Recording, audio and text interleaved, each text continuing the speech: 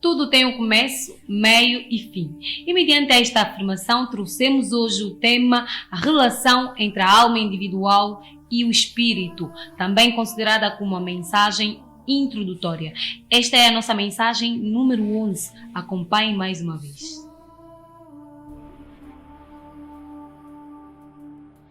Como já adiantamos, a mensagem de hoje é a mensagem introdutória. E já temos aqui conosco o nosso mensageiro, Manuel Banda, para melhor nos fazer entender. Manuel Banda, mais uma vez, seja bem-vindo. Muito obrigado, Regina Manassa. Obrigado, Samuel. É sempre um prazer estar aqui convosco. O prazer é todo nosso. Hoje nós vamos falar da mensagem número 11. E esta mensagem é designada como mensagem introdutória. Para começarmos, gostaria que nos esclarecesse por que necessariamente considerarmos a mensagem introdutória. Ou Gênesis, como aparece lá mesmo na nossa mensagem no Facebook. E antes de mais, antes que responda, gostaria de convidar o nosso telespectador lá em casa a aproveitar neste momento mesmo, pegue o seu telemóvel, entra na nossa página do Facebook e aceda às nossas mensagens, em particular esta, a número 11, para melhor perceber a mensagem de hoje. Então já pode nos responder ou ajudar a perceber por que necessariamente mensagem introdutória. Primeiramente, gostaria de saudar a Regina, Samuel e a todos que nos acompanham. A mensagem introdutória, porque, diferente das outras mensagens, que era a explicação do significado da narrativa bíblica, esta mensagem não tem um livro específico no sentido de explicarmos o que é que diz aquele livro. Então, é uma mensagem introdutória, uma mensagem livre. Não estamos nessa mensagem, não estamos aqui a explicar algo que está escrito em algum livro definido, obviamente. Então é por isso que denominamos essa mensagem como uma mensagem introdutória. Ou livre. Livre. Uma mesma mensagem livre. Eu já tenho aqui comigo aberta a nossa mensagem e eu gostaria de começar a tocar num dos parágrafos aqui que fala sobre o infinito não possui qualquer característica humana, como desejo, gênero, forma, personalidade, emoções, nome e outros. O infinito não pode ter nada de finito em si mesmo. O ilimitado não pode ter nada de limitado. O incondicionado não pode ter nada de condicionado. Parece algo simples, mas não. O que isso quer dizer, afinal de contas? Eu quero dizer, nós sabemos que de forma literal, fala-se de um Deus que tem uma certa vontade para alguns e para os outros, e é um Deus que praticamente tem todas as características humanas. Então, nós sabemos que Deus é o absoluto, é o infinito, e o que lhe torna infinito é mesmo o ser aquela que não tem nenhuma característica finita ou condicionada. Então, quando se atribui um nome a Deus, dizer que o nome Deus chama-se tal, esse Deus é finito, no mínimo ele teria que ter todos os nomes, porque ele é o todo. E é mais ou menos nessa ordem de ideia, querendo dizer que ele não tem tudo o que nós vimos em qualquer livro espiritual falar de Deus e trazendo uma característica finita é num sentido simbólico, não é no sentido literal, porque no sentido literal não faz nenhum sentido, porque Deus é infinito, que é o ser de todos nós, é uma pessoa externa de tudo que existe na realidade. Então é mais ou menos isso. E para continuar, vou pegar aqui em mais um parágrafo onde diz: cada ser vivo Cada ser vivo é considerado divino em sua essência mais profunda, transcendendo as distinções externas e a sua aparência ilusória. É a parte mais elevada do ser, o ser superior. Cada um de nós é o absoluto, aquele que não tem definição. É um chamado não apenas para reconhecer a divindade em nós mesmos, mas em toda a manifestação da vida ao nosso redor, isto é, o ser de cada manifestação existente é o absoluto. Com certeza. O que é que acontece? Para já, quanto aos nomes, né, nós falamos, venho, né, de instituição religiosa cristã, nesse caso, por isso é que eu falo de Deus. Mas, na realidade, o termo Deus não tem importância aqui. Ok. Tá? Deus, quem chama tal, quem chama existência. Apesar que, através desses termos, já houve lutas, né, entre nações. Se falou mal de Deus, né, como se fosse Deus. O termo não tem nenhuma importância. Porque, na realidade, Deus, né, essa palavra Deus não é Deus. Não se sabe. A própria palavra Deus não é Deus. Ou não é Deus. Com certeza. Imagine. Quando a Regina, vamos supor que a Regina mencione alguém que a Regina conhece, né? Quando a Regina fala assim, né? Meu pai, o que é que vem na mente da Regina? Meu pai mesmo, meu pai biológico. Com certeza. Vem a imagem. Quer dizer, entende, né? Que o teu pai, estás a dizer, está diretamente ligado à imagem, né? Que é do teu pai biológico. Isso.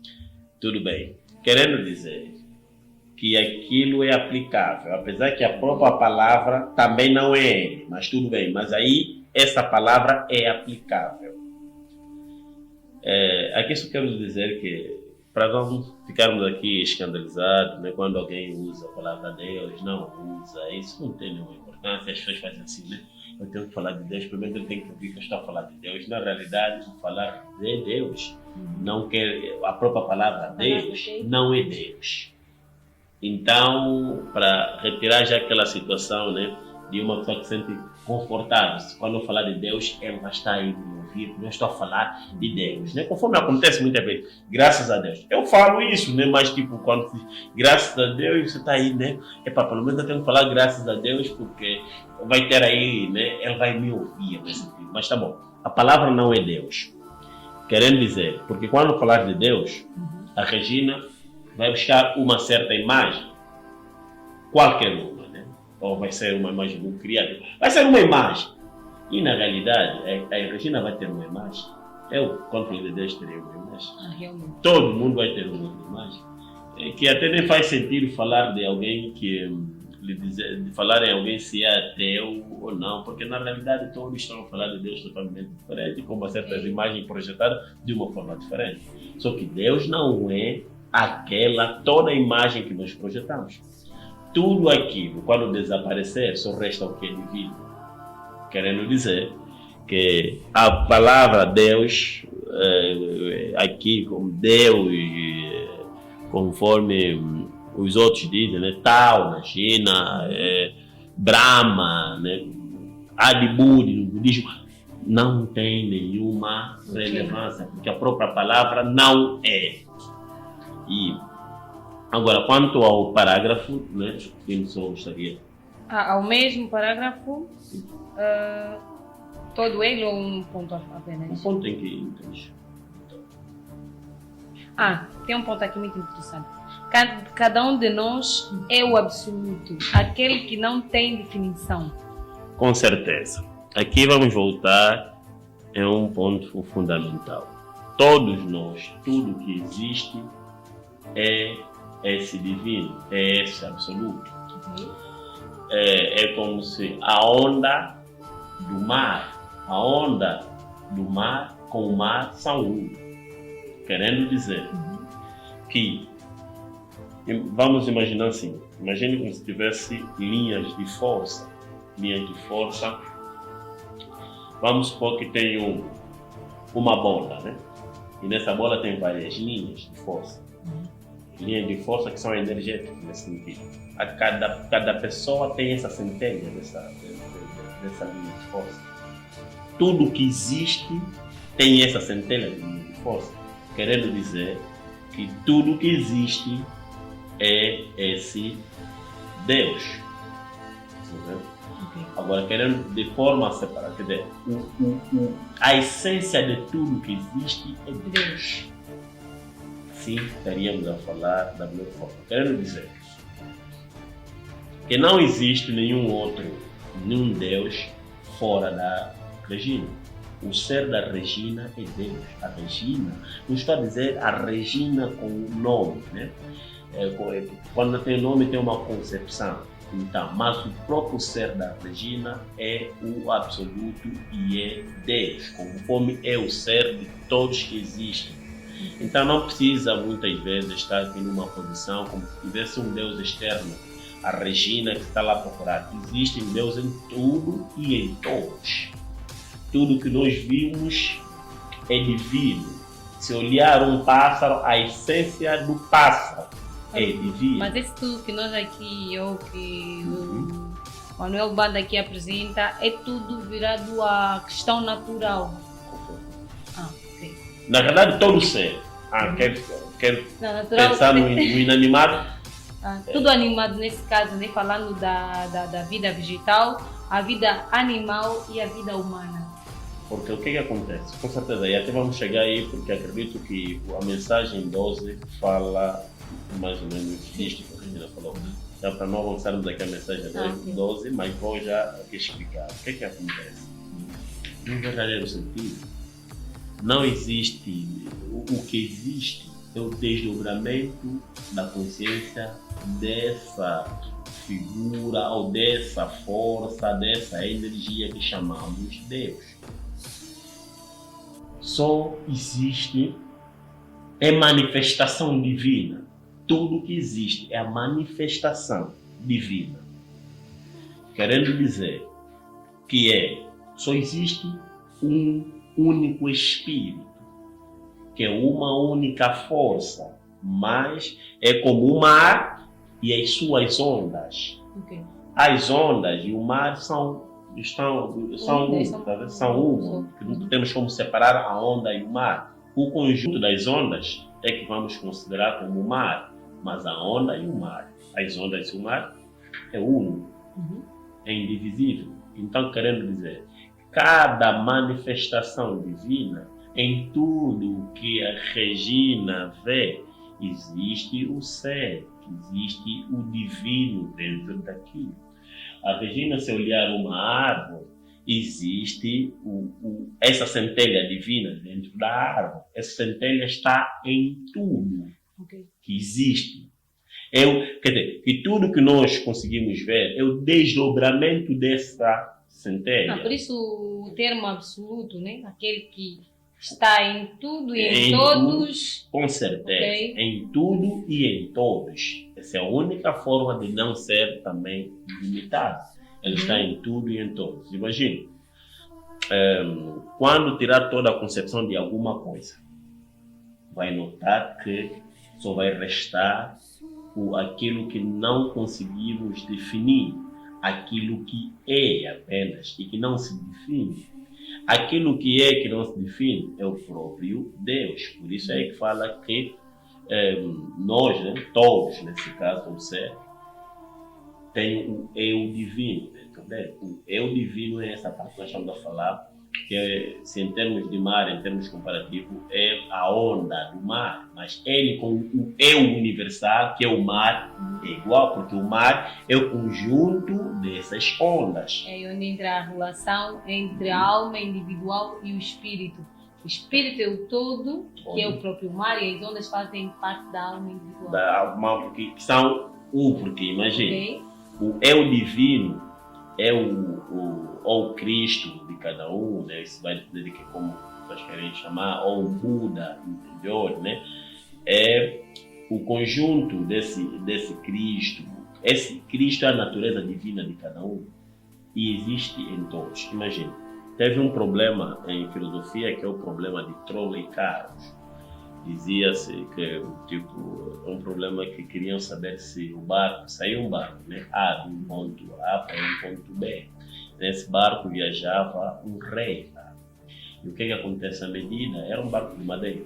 À medida que o rei viajava, todas as partes do barco eram alteradas durante o percurso. Esse barco tinha um nome, e era um barco que o rei viajou. Quando o rei, assim que o rei chegou nesse ponto, né, no ponto em que queria viajar, praticamente ele chegou lá com um barco totalmente modificado, com madeiras novas. Então a pergunta que se fez é: o barco, o rei nesse caso, né, viajou num barco diferente ou o barco era o mesmo?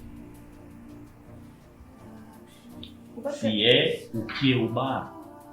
Entende? É que, na realidade, nós definimos muitas coisas, mas essa nossa definição que nós definimos, a maior parte dessas coisas, é uma definição mental e é sempre incompleta. Alguém me perguntou tempos atrás o que é a vida. Eu lhe disse assim: eu poderia, se eu definir isso, posso até definir, mas essa definição não seria uma definição completa e seria sempre uma definição incompleta, porque a vida é. E não conseguimos daqui. Ele disse: se queres uma outra definição filosófica, coisa eu poderia fazer, mas entende que o que tudo depois, porque a própria existência que é Deus, ninguém consegue definir Deus. Quero dizer, aqui quando falo do barco, era aquela questão que o próprio barco no fim, ninguém ficava assim na incógnita. Então o que é o barco? Se alteraram o nome, alteraram a estrutura, mas o rei viajou em que barco? No outro barco ou foi no mesmo barco? Então é o que acontece com as pessoas quando querem saber realmente qual é a essência da pessoa ou qual é a essência de qualquer outra coisa. Imagine, a Regina pode sofrer, e passou a sofrer já, né? As modificações. A estrutura que a Regina tinha quando era criança não é a mesma agora. Mas continua, né? É o mesmo nome, dizem que é a mesma, todo mundo vai dizer que é a mesma pessoa. Agora, a Regina também poderiam alterar o nome até, porque tem muitas pessoas que fazem novo registro. Mas continua, tipo, quem olha continua a falar que é a mesma pessoa. Querendo dizer que nem sequer, o que não é definido, sabe aquilo que está sempre na incógnita, que ninguém consegue definir, que por mais que haja alterações, né, em quase tudo, e aquilo permanece naquela posição, aquilo é a natureza divina da Regina, aquilo é Deus. Quer dizer que antes de qualquer concepção, ele existe. Por isso nunca podemos falar, tá bom, a Regina é o nome, e se alterar o nome, deixou de ser. Por isso que muitas vezes se diz que nós somos o interior, nós somos o espírito, porque a carne envelhece, a carne apodrece, a carne morre, mas o espírito permanece. Aquele espírito, o Cristo da Regina é o supremo, é o eu divino que está interligado com o eu supremo. Só que esse não é um eu divino da Regina, não é um Cristo da Regina. Isso, a única coisa que a Regina tem de forma separada, porque está interligado diretamente com a mente da Regina, é a alma individual. Depois, acredito que vamos falar melhor disso. Mas, agora, aquela essência é igual, é a mesma que o Samuel tem, é a mesma que eu tenho. Então, resumindo, todos nós somos Deus. Mas esse Deus também, essa palavra não é, não sei se está entendendo. Quero dizer, a palavra que eu estou a usar, Deus aqui, também não é Deus. Então não faz sentido quando nós falamos que alguém não acredita em Deus. Qual é Deus? Quando a gente está falando de Deus, está a imaginar algo, né? Uma imagem. O Samuel tem uma imagem, só que toda aquela imaginação não é Deus. E ninguém pode definir Deus. Quer dizer que esse termo pode ser mudado por qualquer outro, desde que nós acreditemos, perdão, que o termo que vamos mudar é realmente Deus. Se eu disser que, em vez de Deus, por exemplo, amor, né? Muitas vezes chamam Deus de amor, Deus é amor, mas amor não é Deus. Podemos afirmar que amor já não é Deus, é amor. Em vez de dizer meu Deus, digo, oh meu amor. Vida, pode falar vida, pode falar verdade. Até, olha, tudo que é o desenvolvimento de Deus já não tem uma outra definição. Foi uma coisa interessante que aconteceu, né? Uma história do Thomas Edison. Thomas Edison era considerado o melhor, né, inventor, né, no campo da eletricidade na época, né? Só que, tipo, pelo menos em termos de patente, teve maior patente em termos de eletricidade, né? E o que é que acontece? Ele foi numa escola e essa escola estava a fazer uma exposição científica e ele viu muita coisa boa na escola, os jovens que apresentavam, era muito interessante. E o Thomas Edison depois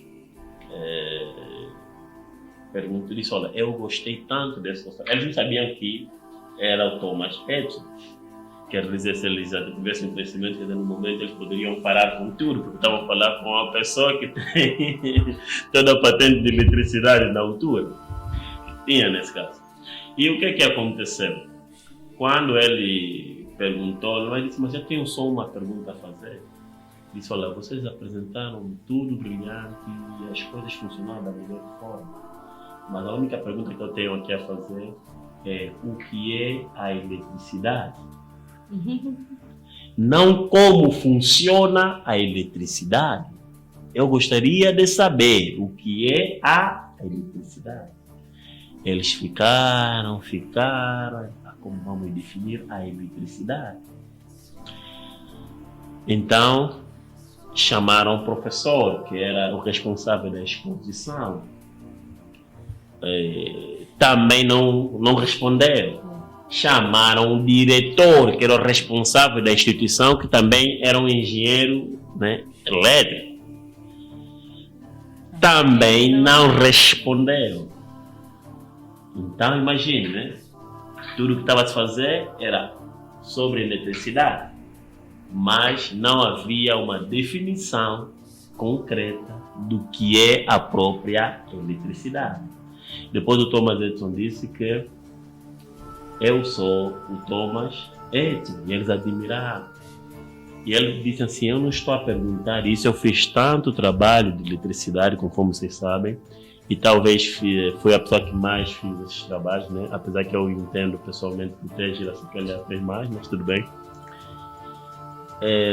Mas de todas as formas, fiz todo esse trabalho, mas nunca sob a definição da eletricidade. Ele teve aquela humildade. E o que acontece é sempre as pessoas quererem definir, né? Porque mesmo, né? Nós falamos para Deus é a energia que permeia, né? Todos. O que é essa energia? Entende que não temos como definir Deus, mas temos como viver uma experiência, termos uma experiência divina. Isso existe como. Agora, como vai definir Deus? Não existe como fazer isso. Então é a mesma coisa, né? Na realidade, as coisas fundamentais que depois nós vamos ver nessa vida não tem uma definição totalmente, sabe? Não tem definição. Pode arranjar um desdobramento, como funciona, pode dizer, mas não tem uma definição. Por isso é que eu respondi na pessoa que estava me perguntar, que eu sempre responder o que é a vida. Eu digo assim, a vida é respirar, sim. A vida é o mover das árvores. Você como conforme eu estou dá uma definição assim, mais ou menos, que é como funciona a vida. Porque não tinha como definir realmente o que é a vida. Ele só tinha que viver para entender o que é a vida. E olha que cada um ganha uma liberdade em definir. As pessoas definem do seu jeito. É lançado um termo no ar, o que é isso, e nós surgimos dizendo, olha, para mim é isso. E outro vem para mim, é isso, e sucessivamente. Sim, e depois tem uma definição, né? que alguém definiu, então E fixam. Não, cientificamente falavam que é aqui, mas todas essas definições são totalmente incompletas. Quando notar, as coisas são. E é a essência, é a parte divina de cada coisa. E a parte divina de cada coisa ninguém consegue definir, porque só é. Quando tiveres que definir, vai dar sempre uma definição, que não é aquela situação só para as pessoas mais ou menos se moverem a isto. Então, como também uma mensagem a deixar, não ficam preocupados se mencionou Deus, não mencionou Deus. Isso não tem nenhuma relevância.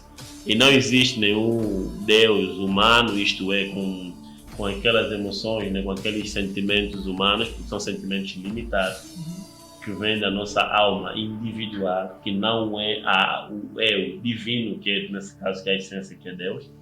Então, as pessoas muitas vezes perdem tempo em procurar quem acredita em Deus, mas qual Deus que está falando? Essa é a questão. Qual Deus? Qual Deus? Entende que são situações que nem era preciso levantar aqui o debate, porque não, você está falando de algo que não tem definição. Então é a essência de tudo que existe. É você mesmo. A toda pessoa que você olhar vai reconhecer um divino. Qual é a forma mais fácil? Existe uma forma fácil que é o caminho da contemplação. Quando você contempla algo no verdadeiro sentido, você vai encontrar a divindade que existe em tudo que você contempla. Você não tem como definir, mas tens como ter essa experiência.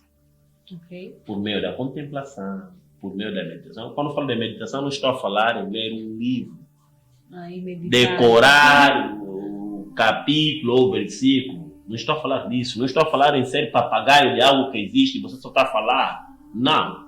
Estou a falar de ter um momento de silêncio, um momento de uma contemplação, naquele sentido, que você consegue ouvir a voz interior. Um monólogo. Então você consegue ter a experiência, mas você não consegue definir e nem consegue explicar a própria experiência. Aí você encontra o divino. Aí quando você olha um pássaro, ou uma árvore, ou uma pessoa com todo teu ser, você não vai ver aquela pessoa propriamente. Você quer ver além do óbvio. Além do óbvio. Quando você escuta alguém envolvido, quando você está lá para escutar, você não está só a escutar a própria pessoa, você começa a ver o divino em tudo que você faz. Essa é a importância magnífica da atenção plena. Fazer as coisas com toda a atenção possível. Porque quando você faz as coisas com toda a atenção possível, você encontra o divino em tudo que você faz. Eu acho que é o que também muitas vezes aconteceu com vários inventores. No caso, uma pessoa normal, como surgiu o papel? Nós sabemos que o papel tem a matéria-prima árvore. Uma pessoa normal vai olhar numa árvore e vai dizer: o que se vê na árvore? Não, vê-se uma árvore com folhas e frutos, eu vou trazer frutos e vou me alimentar. Já o inventor olhou na árvore e disse: não, aqui sai mais do que uma simples fruta, sai mais do que uma simples folha, sai algo que eu acho que naquele tempo não sei se conseguiria imaginar, e quando mais nova não acreditava que era da árvore que surgiam os papéis. Eu acho que essa é a melhor forma de fazermos existir as coisas, olhar e dizer não. Enquanto todo mundo vê que a vaca só dá leite, eu vejo que pode dar muito mais do que isso. Com certeza. Você consegue ver o divino em tudo. E também nem vai se preocupar em usar essa... entende? Quando você esquecer a palavra Deus, quando esquecer a palavra espiritualidade, você só vive isso. E você não precisa dessas palavras para absolutamente nada. Imagina nossas bisavós, né? Aquelas que tinham a intuição no tempo em que nem existia nenhum livro para eles se guiar, mas sabiam que Santa Maria cuidava X, ouviam tudo que tinham que ouvir. Sabe por que eles ouviam assim? E por que hoje não acontece isso dessa forma, tipo, pelo menos em termos de percentagem? É por uma questão muito simples. Para você ter contato divino, você precisa se esvaziar. E não ser um cabulador, não ser um papagaio de coisas que existem. A Regina pode falar aqui algo e não ter o mesmo significado se eu repetir. Por isso é que não pode ter aqui nenhum livro na vida, nem o que nós estamos aqui a falar, não pode ser guia da vida de alguém. O único guia é interno. Esses conhecimentos podem servir para alguma coisa, sim, mas não é o guia. E o ser guia, imagine, aquelas bisavós nem sabiam ler e ver como é que as coisas funcionavam. E depois, né, hoje em dia, depois as pessoas foram buscar, né, em vez de verem isso de bom tom, bons olhos, e saber que naquele período o índice de mortalidade era muito reduzido. E mesmo assim, hoje as pessoas preferem acreditar que existia outro tipo de espírito, que existia um feiticeiro por detrás. E está a entender como é que funcionam as coisas? Quer dizer, eles esqueceram que aqueles estavam num verdadeiro momento de espiritualidade. O verdadeiro momento de espiritualidade é quando você olha uma criança. Uma criança está no seu ser. Uma criança não colocou máscara porque ele não aprendeu ainda a usar máscara, de fingir quem ele é. Criança, ele apenas é. Por isso é que ele consegue transmitir felicidade em todo lugar que está. É porque ele está mais próximo do ser. E quando a pessoa está mais próximo do ser, consegue estar numa posição totalmente, digamos, iluminada, consegue fazer muitas coisas. E querendo aqui reforçar o que a Regina acabou de dizer, a maior parte das invenções que nós conhecemos científicas foram feitas através de uma observação. Não teve grandes trabalhos. Não era momento de grandes calos.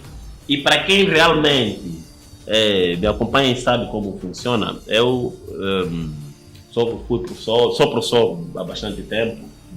E toda aquela situação, cada aquele exercício que eu entendia que era muito complexo, eu deixava.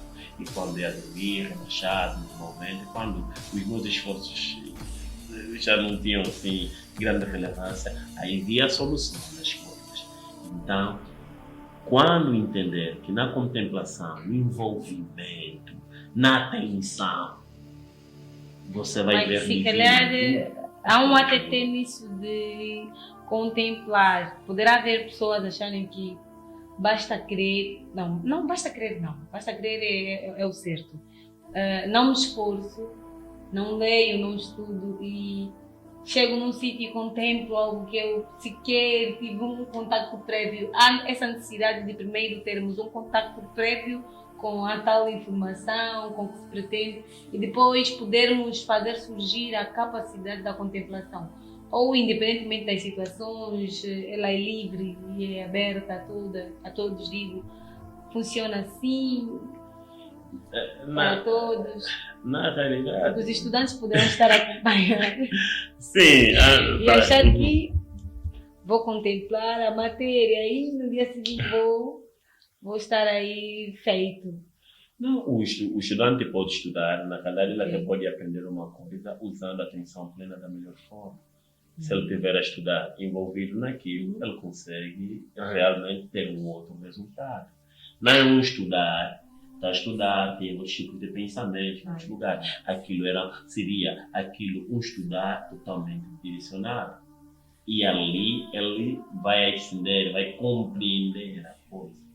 Mas agora, é preciso compreender que existem aqui sempre pontos fundamentais nessa contemplação ou nesse caminho da meditação, que é um caminho muitas vezes de não fazer. O fazer perde força e aí é o não fazer. E é mesmo não fazer das coisas que você vê divino em quase tudo. É assim que as coisas funcionam. Não é por esforço aqui. É mesmo por não se esforçar. E o que acontece? As grandes coisas, ou as coisas divinas nesse sentido, estão mais ligadas a essa posição de não fazer. Havia um imperador, ele foi visitar um mosteiro. Então, depois, ele perguntava, né, no monge que estava lhe acompanhando: aqui fazem o quê? Ah, não, aqui cozinham, naquele lugar. Quer dizer, a pergunta era o que o monge fazia, era sempre o que é que fazem aqui, o que é que fazem ali, o que é que fazem está. E essa é a pergunta que nós vivemos, né? Nunca, a pergunta é sempre: o que é que a Regina está a fazer? O que é que vai fazer? Tudo é sempre girar ao fazer. E depois ele perguntou, o rei, perguntou que é um lugar que era um lugar onde as pessoas sentam sem fazer absolutamente nada, podem contemplar tudo aquilo. Ele perguntou: e o que é que fazem aí, né? Mas o monge respondia sempre outras coisas, nunca quer dizer, não respondia aquela questão. Então, o rei, depois, no final da visita, voltou a perguntar: o que é que fazem aí? Depois o monge, na mesma, respondeu outras coisas, tipo, situações que estavam próximo do local que o rei estava a perguntar. Mas depois o rei ficou chateado, disse: eu não sei, você não consegue compreender. Eu estou a perguntar o que é que fazem naquele círculo. Ele disse: na realidade, eu compreendi a pergunta do rei desde o princípio. Mas acontece que naquele ciclo, a pergunta de fazer não tem nenhum sentido, porque lá não se faz nada. Você compreende? Quero dizer, é ali que quando as pessoas, porque na realidade, para ter acesso à natureza divina, você na realidade não precisa de nada. Não precisa de ter estudos, não precisa de nada. Mas nada. Apenas precisa entender que quanto mais contemplar as coisas, você verá divino em tudo e sem nenhum esforço de fazer. Existem muitas técnicas, né, muitos métodos por aí, né, que eu também respeito, mas que na realidade não é necessário. Até nós falamos de oração e falamos das técnicas de oração. O que é que acontece? As pessoas podem não fazer absolutamente nada. É um ponto também de oração que está na mensagem 7, que é, que nós depois vamos falar melhor isso, que é a questão, por exemplo, da meditação, que é só sentar e contemplar o que deixa contemplar, estar em silêncio. Salmos 46, 10, né? Aquietai-vos e saber que eu sou Deus. Não tem como saber Deus quando faz o quietude, silêncio, calma. Aí você vai ver de tudo e você nem precisa. Se você tem isso como prática, você não precisa passar tempo nas orações daqui, dali, pedindo. Os gritos, né? Não precisa fazer isso. Ok, mais uma mensagem, é número 11, mensagem introdutória. Interessante, como todas que já passamos aqui, gostávamos que fizesse um desfecho dessa nossa mensagem, porque já estamos assim com o tempo a terminar mesmo. Sobre a mensagem introdutória, quais seriam os últimos pontos que o Manuel Banda deixaria para nós? As últimas dicas, visto que essa é uma mensagem livre, como já disse a princípio, não nos baseamos em um livro em específico, não trazemos autores próprios. Aqui há uma questão muito free, bem mais livre. Okay. Espiritualidade é liberdade. Um dos pontos fundamentais é sempre essa. Espiritualidade é liberdade. Quando nós, se um dia, sempre que nós tirarmos um pássaro e colocar numa gaiola, matamos o pássaro, já não será o mesmo pássaro. Querendo dizer que não precisam de absolutamente nada, isto é, não precisam de nenhum tipo de espaço para espaços específicos para orações, no sentido de entender o que é espiritualidade. entendam já que o divino está em todos nós e todos nós somos divino. Tudo que existe é divino. Não precisa procurar um Deus que está em certa altitude, não precisa procurar isso. Também podes não mencionar essa palavra Deus, porque tudo que tiveres que falar de Deus, na realidade não é Deus. Querendo dizer que e você não tem como definir, mas tens como ter uma experiência íntima com o divino, né? Por meio da meditação, contemplação, conforme nós falamos aqui, por meio de não fazer absolutamente nada. Obrigado pelo tempo cedido. E foi dita a mensagem, e é desta forma que nós fechamos mais um conteúdo. Om Shri Lakshmi